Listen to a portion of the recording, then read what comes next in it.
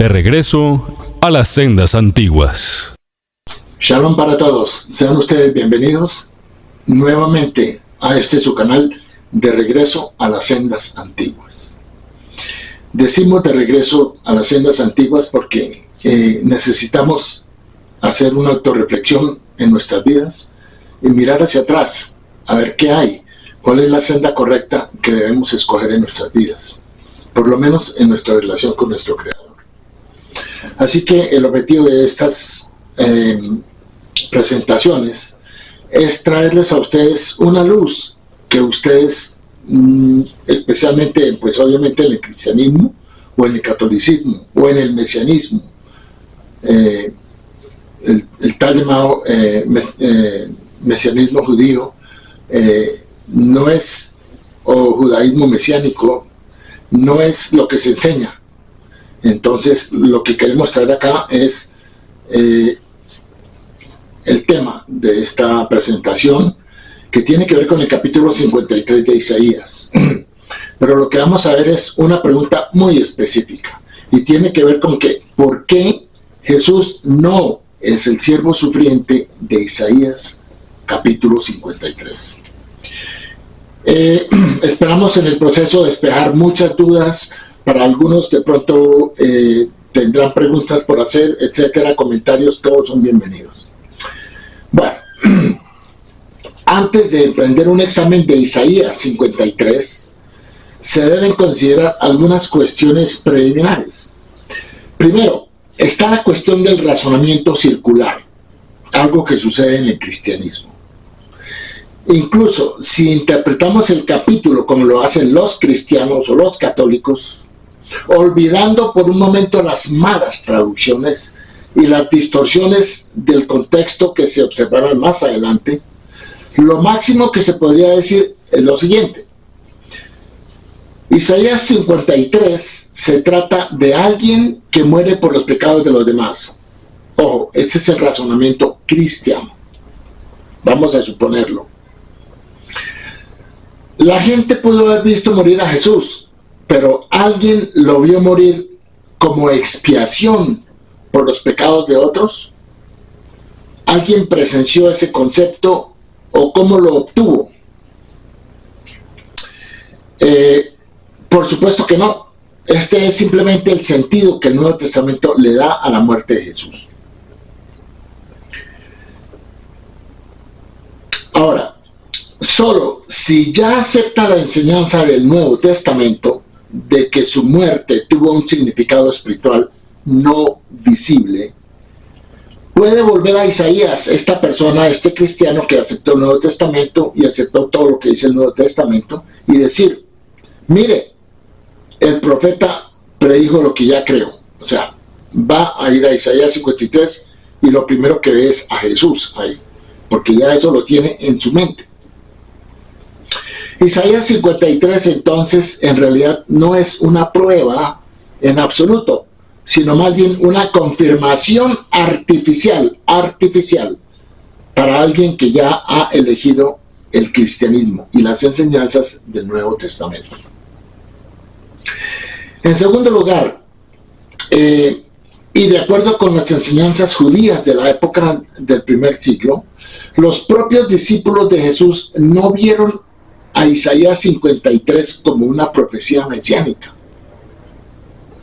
Por ejemplo, después de que Pedro identifica a Jesús como el Mesías en Mateo 16:16, que va hasta Mateo 16:21, se le informa que Jesús será asesinado en Mateo 16:21. Su respuesta es de Pedro a Jesús, le dice: Dios lo libre, Señor, nunca te sucederá esto. Mateo 16:22. Y obviamente que si Jesús hubiera sido el Mesías o el siervo sufriente de Isaías 53, pues Pedro le hubiera dicho: sí, Señor, usted es el siervo sufriente de Isaías 53 y por supuesto debe morir. Sin embargo, Pedro no le dijo eso.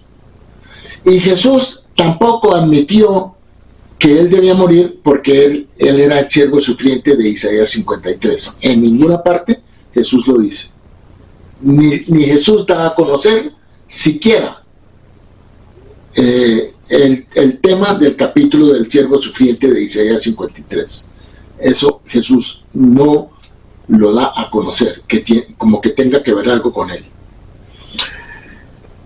Además, ¿por qué más tarde le pidió Jesús al Eterno que alejara de mí esta copa en el jardín de Getsemaní? Luego, ¿no sabía que quitar la copa violaría el entendimiento gentil de que él era el siervo sufriente y tenía que morir? Eso hubiera violado la profecía de Isaías 53 si era cierto que él era el siervo sufriente.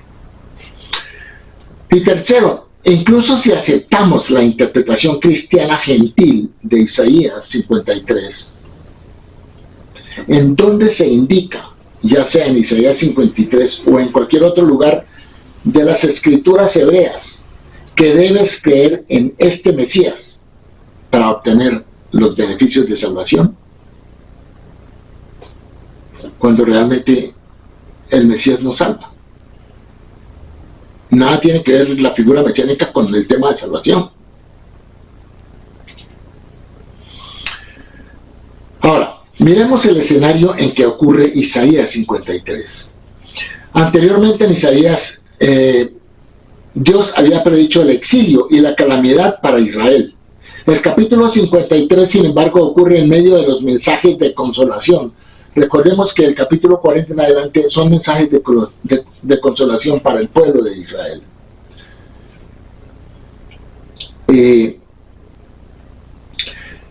Y estos hablan de la restauración de Israel a una posición de prominencia y una reivindicación de su condición de pueblo elegido de Dios.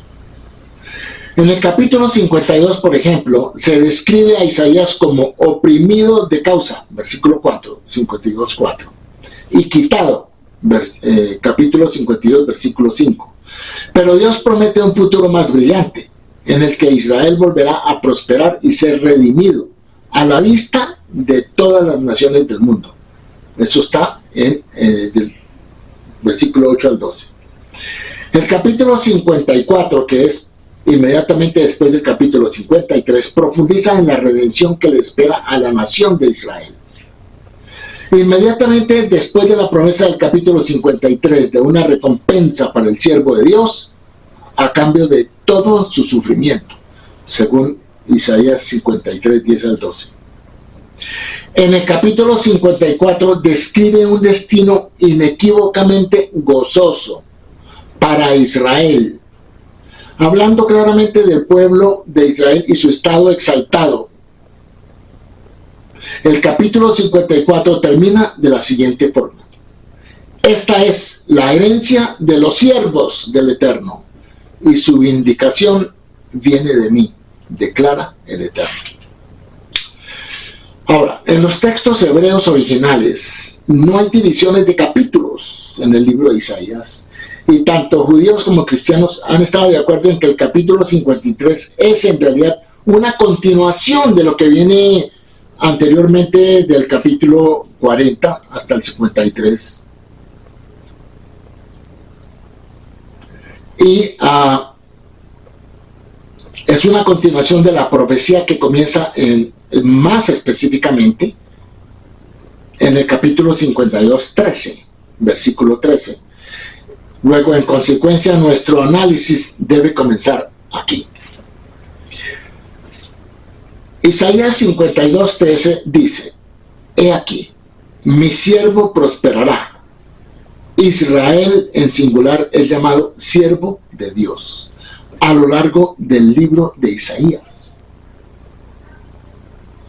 Tanto explícitamente como en Isaías capítulo 41, versículos 8 y 9, Isaías 44, 1 y 2, Isaías 45, 4, Isaías 48, 20 e Isaías 49, 3. Y más implícitamente en Isaías 42, 19 al 20. En cambio, el Mesías no lo es.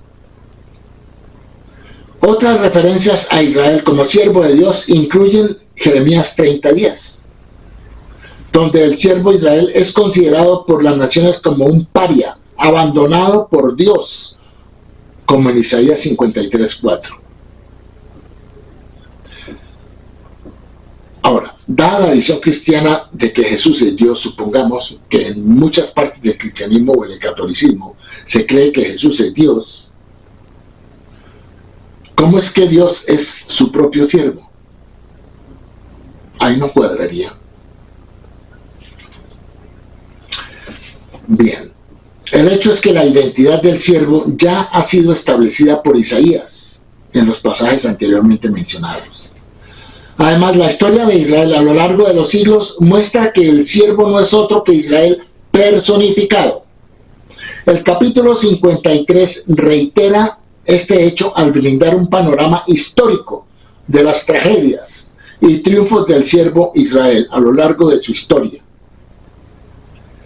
¿Quién iba a creer que esta nación exiliada, este pueblo judío humillado y despreciado, estaría destinado a sobrevivir a las vicisitudes de sus sufrimientos históricos para volver a tener un futuro de protagonismo, de esperanza y de alegría? Por eso Isaías 52:13 dice: he aquí, mi siervo prosperará, será exaltado y llegará a ser alto y muy sublime.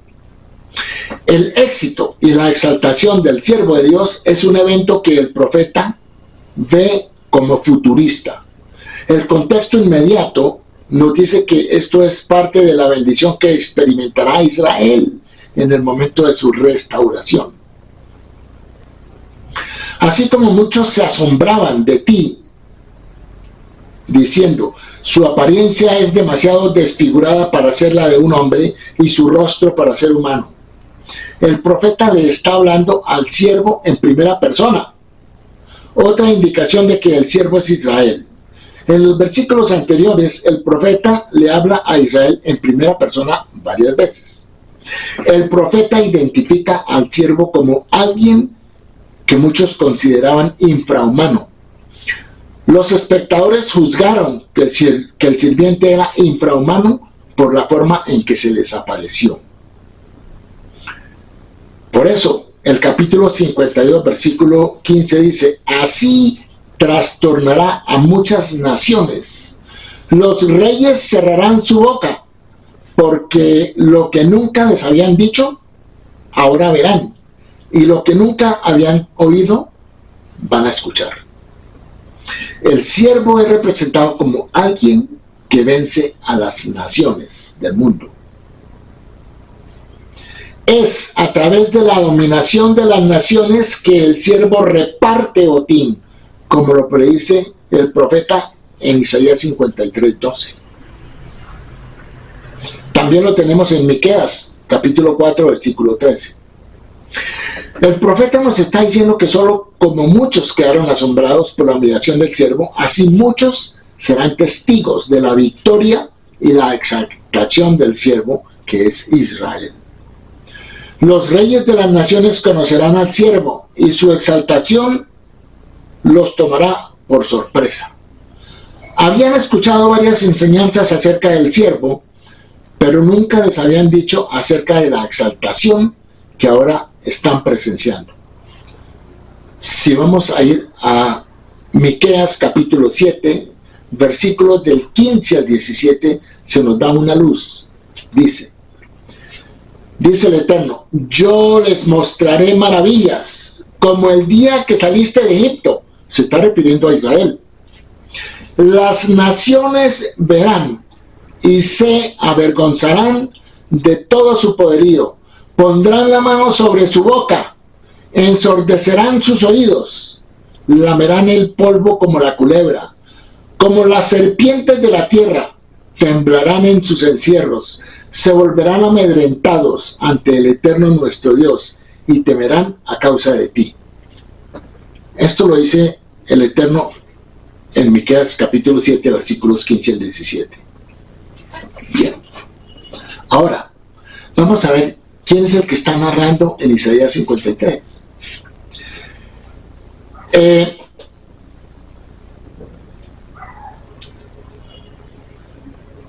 ¿Quién es el narrador en Isaías 53? ¿Quién se asombrará del que ahora es exaltado y que antes era despreciado? Esto se aclara en el capítulo 52, versículo 15, que hemos estado mirando, en el que Dios, cuyo mensaje particular acerca del siervo comenzó en el versículo 13 del capítulo 52, apunta de manera conmovedora a la identidad del narrador. Ese versículo dice: y él espantará a muchas naciones. Los reyes cerrarán su boca a causa de él. ¿A causa de quién? A causa del siervo. Porque verán lo que no les habían dicho y comprenderán lo que no habían escuchado. Estas palabras, su boca y ellos, aquí se refieren a muchas naciones y reyes. No se refiere ni a Isaías ni a Israel, sino las muchas naciones, las que se sorprenden y quedarán estupefactas por lo que verán y se darán cuenta acerca del siervo, que es Israel. Esto ocurrirá en el día de la vindicación de Dios de Israel, cuando las naciones atónitas y aterrorizadas se avergonzarán de su opresión del pueblo judío a través de la historia.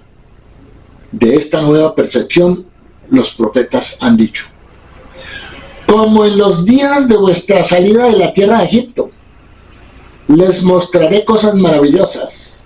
Las naciones verán y serán avergonzadas de todo su poder, pondrán sus manos sobre su boca, sus oídos ensordecerán. Como ya lo dije anteriormente, Miqueas 7, del 15 al 16. He aquí, todos los que se enojaron contra ti, o sea, contra Israel, serán avergonzados y confundidos.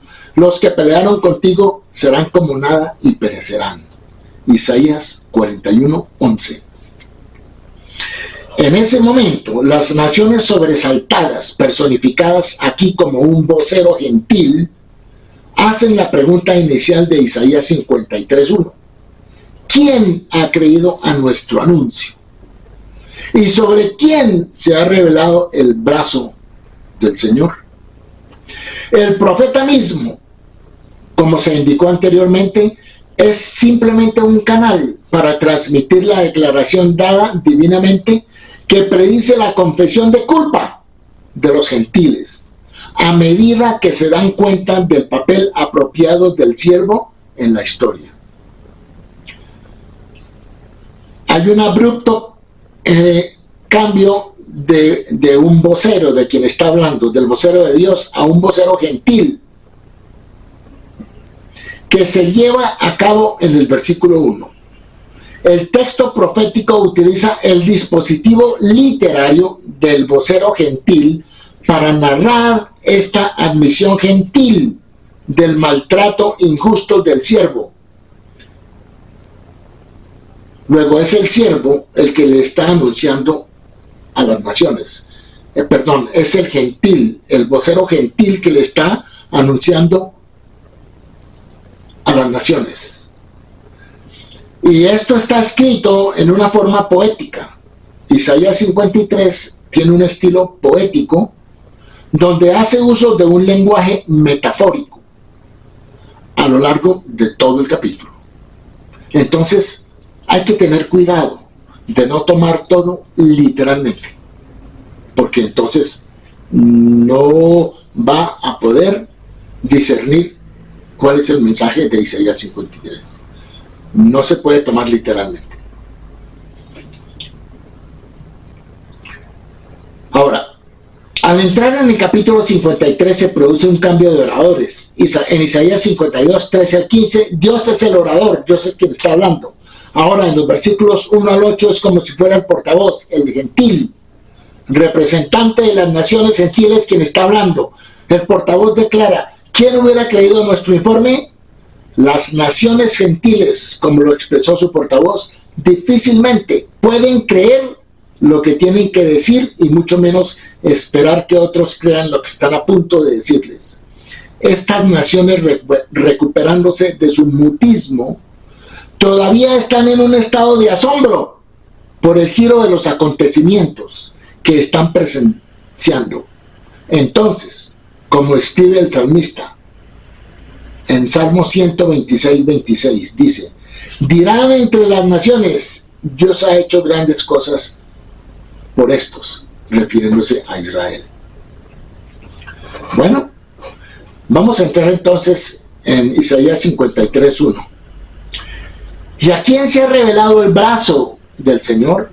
¿A qué nación, declara el vocero, se le ha revelado el brazo protector de Dios, como ahora es obvio para la nación sirviente que es Israel? El versículo 1 usa metáforas para describir el desarrollo histórico de Israel. El brazo del Señor significa el poder de Dios, y es una metáfora bíblica que describe la redención física de Dios, de Israel, de la opresión de las naciones. ¿A quién se ha revelado el brazo del Señor? Leemos además que el brazo del Señor se muestra en la protección del pueblo de Israel, como dice en Éxodo 15:6. Tu diestra, oh Señor, es gloriosa en poder. Tu diestra, oh Señor, destroza al enemigo. ¿A cuál enemigo? Al enemigo de Israel. Dios ha desnudado su santo brazo a los ojos de todas las naciones, y todos los confines de la tierra verán la salvación de nuestro Dios. Así, por un lado, el brazo del Señor se despliega a Israel para que tenga fe en el poder salvador del Todopoderoso, y por otro lado se revela a las naciones para que aprecien lo que Dios hará por la nación de Israel. Hay algo acá. Hay cristianos que identifican brazo del Señor con Jesús, pero esta afirmación no es más que una ilusión. ¿Quién no es el siervo y quién lo es? Una pregunta muy importante. Mateo, por ejemplo, hace mal uso de las escrituras judías. En Mateo 12, versículos 18 al 21, aplica literalmente a Jesús el anuncio de Isaías capítulo 42, versículo 1 al 4, que habla en términos elevados del siervo. Tendrían que ir al capítulo 42 y ver qué dice el versículo 1 al 4. Y ahí menciona siervo. Pero si seguimos adelante en el mismo capítulo que está hablando del siervo, ¿qué hay de los versículos en este mismo capítulo que hablan del siervo como ciego y sordo? Entonces, si el cristianismo, o el catolicismo, o el judaísmo mesiánico dicen que a esto se refiere a Jesús, y que el pasaje de Isaías 42, versículos 1 al 4 se refiere a Jesús, entonces, ¿qué hacemos con lo que está en el mismo capítulo, que están hablando del siervo como si fuera ciego y sordo? ¿Será que Jesús en algún momento fue ciego o fue sordo? Obviamente que este es un sentido figurado. Ciego, el Eterno y el profeta se están dirigiendo a Israel. Ciego porque no veían lo que tenían que hacer. Sordos porque no escuchaban y hacían lo que tenían que hacer. En ese sentido. ¿Quién es ciego sino mi siervo? Eso dice el versículo 19 del capítulo 42 de Isaías. ¿Quién es ciego sino mi siervo? Entonces, si fuera Jesús, estaremos hablando que entonces Jesús era ciego, si él es el siervo. Versículo 19, capítulo 42. Este pasaje muestra al siervo desobediente y rebelde, a veces, pero aún considerado como el siervo de Dios. Ahora, ¿cuándo presenta el Nuevo Testamento a Jesús figurativamente como ciego y sordo? ¿Como un pecador desobediente y rebelde? En ninguna parte. No lo hace. Y todavía llama a Jesús sin pecado, primera de Pedro 2:22. Entonces, él no puede ser el siervo mencionado en Isaías 42:1. Una lectura de este capítulo muestra que Isaías no está hablando ni del Mesías ni de Jesús, sino está hablando de un pueblo, de una nación, según lo dice el versículo 22, y que el profeta identifica a este pueblo o nación como Jacob o Israel. Eso está en el versículo 24 del mismo capítulo 42. Pero él es un pueblo o nación despojado y saqueado. Eso está en el versículo 22. Él se refiere al pueblo de Israel como se identifica en el versículo 24. ¿Quién dio a Jacob por botín e Israel a los ladrones? Está claro que cuando Isaías habla de mi siervo, es el siervo de Dios, Israel, como nación, no un individuo israelita. Es la experiencia nacional combinada de la que se está hablando aquí en este capítulo. Entonces, ya hemos visto que Mateo está citando mal el capítulo 42 de Isaías y se lo está acomodando a Jesús, y no hay nada que tenga que ver con Jesús ahí.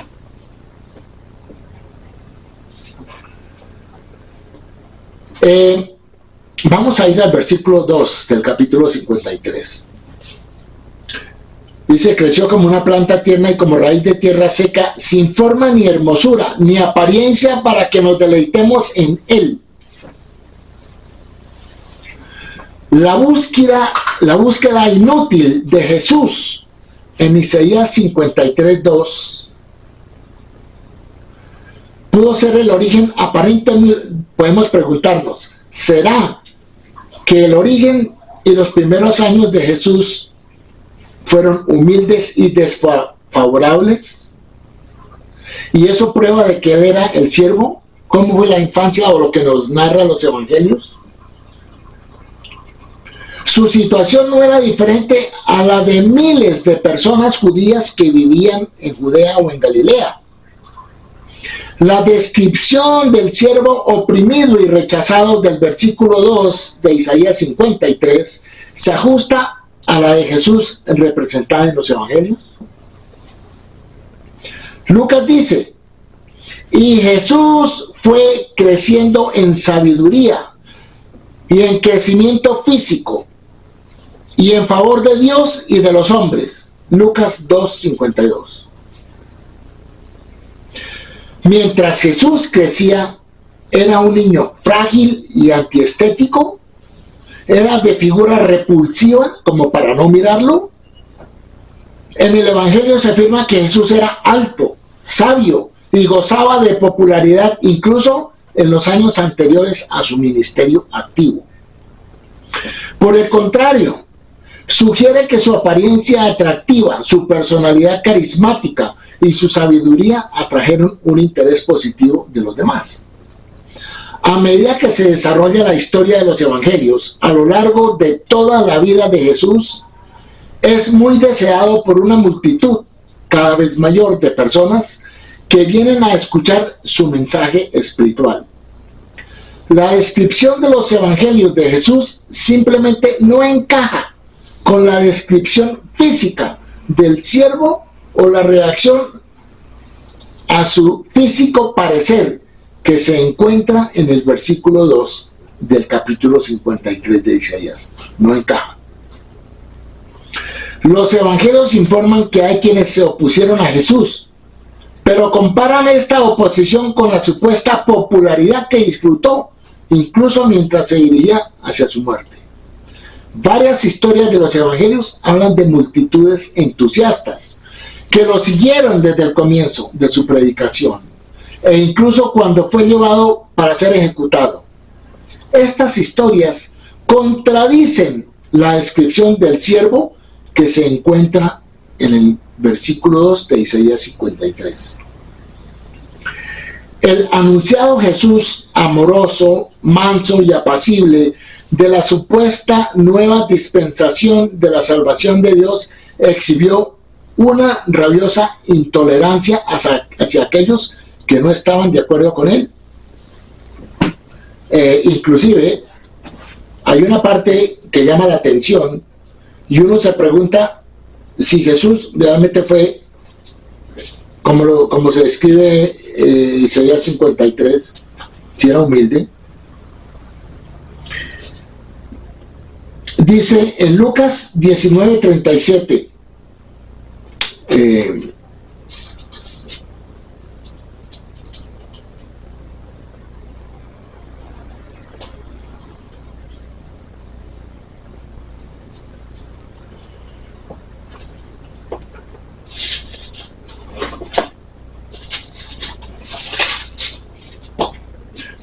Lucas 19:27.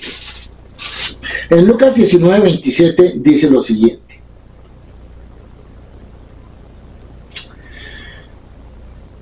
Lucas 19:26 y 27 dice: pues yo os digo que a todo el que tiene se le dará, mas el que no tiene, aún lo que tiene se le quitará.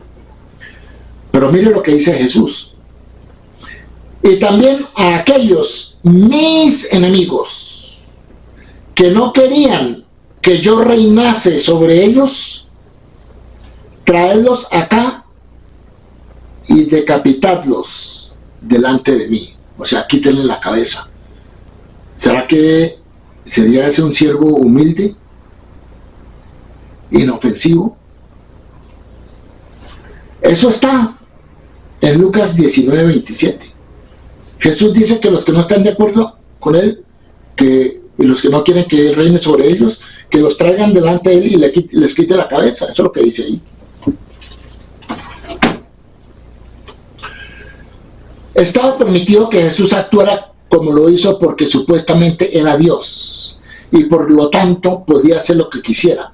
Esto es una petición de principio.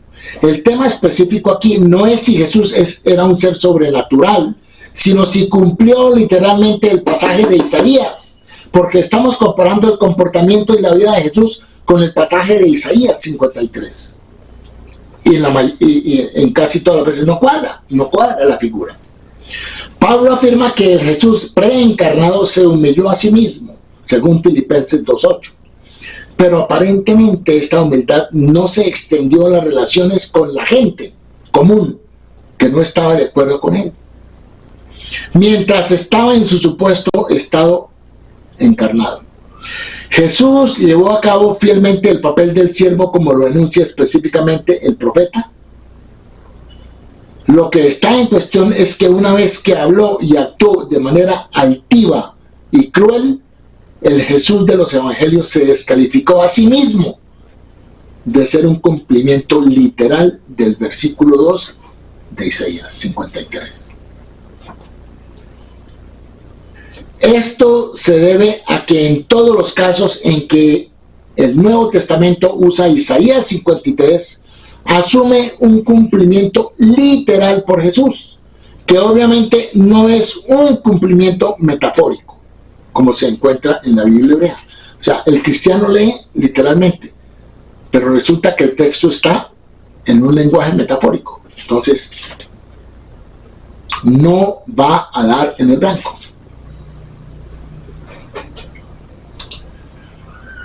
Bueno, otra afirmación cristiana injustificada presentada es que este versículo se refiere al rechazo judío del mensaje de Jesús en el momento de su muerte. Si los informes de los evangelios son precisos, podemos suponer que no solo tenía seguidores entre los líderes judíos de la nación, como era José de Arimatea y Nicodemo, sino que fuera de Jerusalén sus fieles seguidores y grandes multitudes seguían siendo leales. En el camino a ser ejecutado, Lucas afirma que le seguía una gran multitud del pueblo y de mujeres que hacían duelo y lamentaciones por él. Lucas 23:27. En general, la gran mayoría de los judíos contemporáneos de Jesús en la tierra de Israel y la diáspora nunca oyeron hablar de él. Por lo tanto, la cuestión del rechazo judío contemporáneo a gran escala de Jesús no tiene nada que ver con el versículo que estamos viendo. Otros cristianos ven erróneamente este versículo como una reacción al estado físico de Jesús en su crucifixión. La narración de Lucas muestra que aquellos que siguieron a Jesús a su ejecución no se mostraron sorprendidos por su supuesta apariencia demacrada. Lucas 23-27. El tipo de rechazo que los evangelios dicen que Jesús experimentó en sus últimas horas de vida no es de ninguna manera el expresado en la redacción del versículo 2 de Isaías 53. Según todos los relatos de los evangelios sinópticos, aquellos relativamente pocos individuos que supuestamente ridiculizaron a Jesús antes de su ejecución y en el lugar mismo de la crucifixión, no se burlaron de su condición física, sino más bien de sus pretensiones mesiánicas equivocadas. Cuando le dicen, si eres quien dice que eres, bájate de la cruz, etcétera, etcétera. Esas fueron las cosas que le dijeron. Teniendo en cuenta la descripción de los evangelios de los atributos físicos atribuidos a Jesús, su falta de humildad y la reacción entusiasta a su mensaje por parte de individuos y multitudes no podría considerarse como el cumplimiento de Isaías 53:2. No encaja. Ahora, vamos a Isaías 53:3. Dice, fue despreciado y desechado entre los hombres, y como uno de quien los hombres esconden el rostro, fue despreciado y no lo estimamos. El rechazo del siervo contrasta mucho con los relatos evangélicos de la extensión de la popularidad de Jesús a lo largo de su vida. Lucas 2:52, y durante su ministerio público en particular. Se dice que el siervo es despreciado y rechazado, uno de quien los hombres esconden su rostro y no es estimado. Sin embargo, los evangelios sinópticos en particular insisten en que grandes segmentos de todos los niveles de la sociedad admiraban a Jesús. Entonces, ¿cómo era que era despreciado? Se afirma además que donde quiera que iba Jesús, las multitudes lo rodeaban. Los evangelios afirman que no fueron solo las masas pobres las que lo siguieron, sino que incluso las personas adineradas se sintieron atraídas a él. Aunque los evangelios afirman que los gobernantes judíos condenaron a Jesús, afirman que Jesús tenía muchos seguidores incluso entre la clase dominante. Hablan de Jesús como de aquel que, aunque perdió, a veces muchos de sus seguidores siempre tuvo, incluso al final de su vida, una gran cantidad de fieles adherentes de todos los estratos de la sociedad judía. Sin embargo, Juan dice que Jesús sintió que muchos lo seguían por motivos indignos, y por eso les dijo, ustedes me buscan no porque vieron señales, sino porque comieron de los panes y se saciaron. Juan 6:26. Sin embargo, en general, los evangelios afirman que Jesús fue recibido y estimado con entusiasmo, y que este sentimiento no terminó con su muerte. Entonces, no podemos decir que fue despreciado y desechado entre los hombres. Eso no es lo que muestran los evangelios. Entonces, tampoco cuadra el relato de los evangelios acerca de Jesús con el tema de Isaías 53:3, que fue despreciado y desechado. El Jesús de los evangelios es descrito por la gente común como con títulos superlativos. El profeta como Moisés, que ha de venir al mundo. El Mesías Cristo, según Juan 6:14. Según Lucas 23:39, el hijo de David. También en Mateo 20:30. Estas palabras de alabanza son exactamente lo contrario de las que se usan para describir a alguien que es despreciado y rechazado. Completamente lo contrario. Los evangelios afirman que cuando la notoriedad de Jesús se extendió por todos los distritos alrededor de Galilea, él enseñaba en las sinagogas y era glorificado por todos. Eso está en Lucas 4, 14 y 15. Y la noticia de él se difundió por toda Siria, Mateo 4, 24, a medida que crecía su fama. Dice, se juntó una gran multitud con los que iban a él de las diversas ciudades. Y le siguió mucha gente de Galilea, Decápolis, Jerusalén, Judea y del otro lado del Jordán, según Mateo 4:25. Se informa que la presión de las multitudes era tremenda, Lucas 7:11 u 8:19. En la ciudad de Naín, gran parte del populacho llama a Jesús un gran profeta y dice que Dios ha visitado a su pueblo, según Lucas 7:12. Ahora, ¿quiénes dicen los evangelios que siguieron a Jesús? Bueno, las mujeres. Muchos de los que lo siguieron eran mujeres que contribuyeron a las necesidades de Jesús y sus discípulos. Lucas 8:3. Mientras Jesús y sus discípulos varones recorrían las ciudades y aldeas de Galilea, proclamando y predicando el reino de Dios, iban acompañados de mujeres que habían sido sanadas de malos espíritus y de enfermedades, entre ellas María, llamada Magdalena, Juana, la mujer de Chuza, mayordomo de Herodes, y de Susana y de muchos otros que con sus propios medios contribuían a su sustento. Lucas 8, versículos 1 al 3. En la ejecución de Jesús estaban allí muchas mujeres mirando de lejos, las cuales habían seguido a Jesús desde Galilea, sirviéndole. Mateo 27. Marcos sostiene que había mujeres que miraban de lejos, entre las cuales estaban María Magdalena, María madre de Santiago el menor y de José y Salomé, y agrega que lo habían seguido en Galilea y le servían. Añade que habían también muchas otras mujeres que habían subido con él a Jerusalén. Marcos 15. Otros seguidores sabios y no. Juan declara que muchos de los judíos creían en Jesús. Juan 12:11. Muchos de los gobernantes creyeron en él en secreto, según Juan 12. Lucas menciona que incluso algunos de los fariseos advirtieron a Jesús que Herodes planeaba matarlo y lo incitaron a escapar. Y aquí hay una prueba de que los fariseos no eran enemigos de Jesús, porque Jesús era fariseo. Y lo que estamos diciendo acá es que si los fariseos le advirtieron a Jesús que saliera de Judea porque Herodes quería matarlo, eso no quiere decir que eran enemigos, al contrario, lo estaban protegiendo.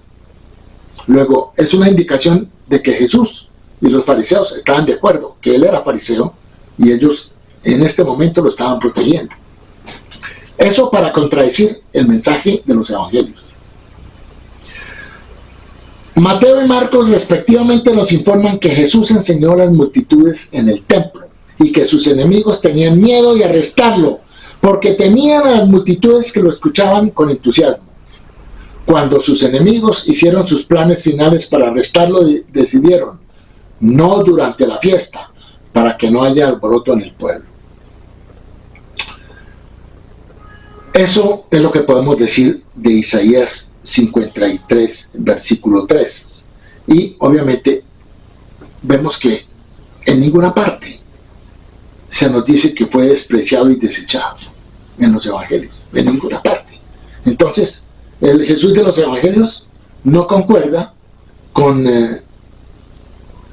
el versículo 3 del capítulo 53.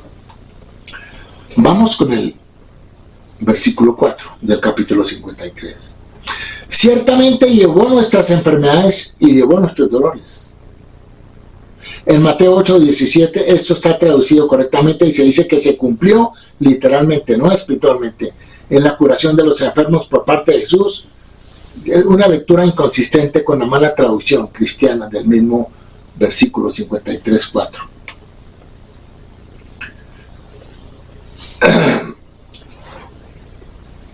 Sin embargo, nosotros mismos lo tuvimos por azotado, por herido de Dios y abatido. Véase Jeremías 30:17. Dice, de Israel el siervo de Dios, las naciones dicen. ¿Qué decían las naciones de Israel? Es Sión, o sea, es Israel o Jerusalén. Nadie se preocupa por ella. Pero en verdad fueron nuestros males los que llevó y nuestros dolores los que llevó. Pero nosotros lo habíamos considerado enfermo, herido de Dios y afligido. Los reyes ahora se dan cuenta de que su evaluación espiritual del sirviente fue completamente al revés. Durante el tiempo de la humillación del siervo, los que lo conocían creían que su constante aflicción prueba que está espiritualmente deformado. De lo contrario, ¿por qué esta nación sería objeto de la ira de Dios más que cualquier otra nación? Pero ahora, con la exaltación del siervo, se dan cuenta de que el siervo no era más malo que ellos, o sea, que las naciones, sino al contrario, era más justo. Su evaluación del siervo se invierte porque llegan a una verdadera comprensión del plan de Dios a lo largo de la historia. Con la restauración de Israel y la llegada de la gloria de Dios a morar en el templo de Jerusalén, las naciones del mundo experimentarán la verdadera santidad y una conexión real con Dios. Se darán cuenta de que muchas de sus actividades impedían activamente que la presencia de Dios se manifestara en este mundo, aunque habían considerado que muchas de estas actividades eran justas y piadosas. Para que la presencia de Dios se revele en este mundo es necesario que haya obediencia, algo que en el cristianismo ni en el catolicismo se enseña. Obediencia. ¿A qué? A los mandamientos. Que haya obediencia y humildad hacia Dios. Esta obediencia no tiene que ser perfecta, porque Dios no exige del ser humano lo que no puede entregarle el ser humano. Pero debe aceptar la soberanía de Dios en la medida en que los humanos son capaces de mejorar, de acercarse a su Creador a través de la obediencia a los mandamientos. Dado que toda la humanidad se beneficia de que la presencia de Dios se manifieste en este mundo, sería apropiado que toda la humanidad participara en la obra de preparar un lugar de descanso para la presencia de Dios. La forma en que se prepararía este santuario para Dios requeriría que la humanidad purificara su corazón colectivo, conjuntamente. Para construir esta morada para Dios, la humanidad necesitaría esforzarse por lograr la humildad hacia Dios y aceptar la soberanía de Dios. Pero en lugar de poner esta tarea sobre los hombros de toda la humanidad, Dios puso esta tarea sobre los hombros de su siervo Israel. A Israel le dio esta tarea. Por eso eligió a Israel como su pueblo, para que fuera luz a las naciones. Y por eso Dios castigó a Israel cuando Israel se salía del camino, ya sea a la derecha o a la izquierda. Es por eso. En lugar de purificar el corazón colectivo de toda la humanidad, Dios escogió purificar el corazón colectivo de su siervo Israel, y entonces su siervo hará brillar la verdad hacia el resto de la humanidad. Las naciones caminarán por esa luz y participarán de la bondad de Dios. Eso está en Isaías 60, versículo 3. Y la manera que Dios escogió para purificar el corazón de su siervo Israel es a través del sufrimiento. Eso está en Isaías 48:10. Con la exaltación del siervo, las naciones se darán cuenta de que fue a través del siervo que Dios estaba cumpliendo su propósito en el mundo para beneficio de toda la humanidad, o sea, de todas las naciones. Él estaba cumpliendo su propósito y el sufrimiento que soportó el siervo debería haber sido soportado por toda la humanidad. Y en todo caso, las naciones deberían haber soportado la peor suerte y la peor parte del sufrimiento, porque era su maldad la que se interponía más directamente en el camino del propósito de Dios para este mundo.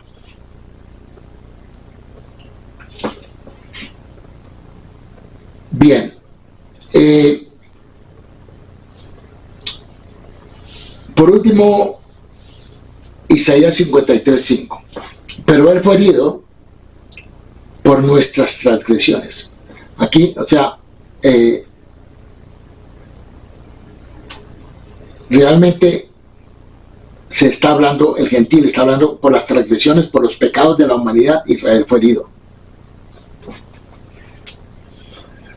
Mientras que las naciones habían pensado que el siervo Israel estaba pasando por la retribución divina por sus propios pecados, en Isaías 53:4, ahora se dan cuenta de que los sufrimientos del siervo procedían de sus acciones y su pecaminosidad. ¿Cuántas persecuciones? ¿Cuántas matanzas de judíos a través de toda la historia de este pueblo? Que ninguna otra nación ha sufrido.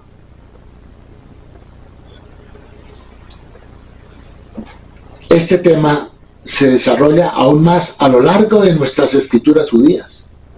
Por ejemplo, en Jeremías 57,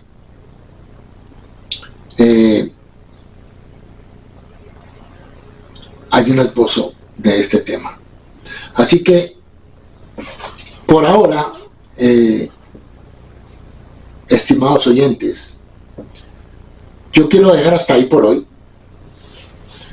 Y pues les queda a ustedes, si desean investigar y mirar nuevamente este tema de Isaías, del siervo sufriente. Y obviamente no hemos terminado. En la próxima presentación entraremos a mirar Isaías 53:6 hasta el 12. Y continuaremos mostrando la correcta interpretación judía de Isaías 53. Porque la interpretación cristiana está completamente equivocada. Así que los dejo con esto. Les agradezco sus comentarios, sus preguntas, y quedamos pendientes para una próxima oportunidad. Shalom.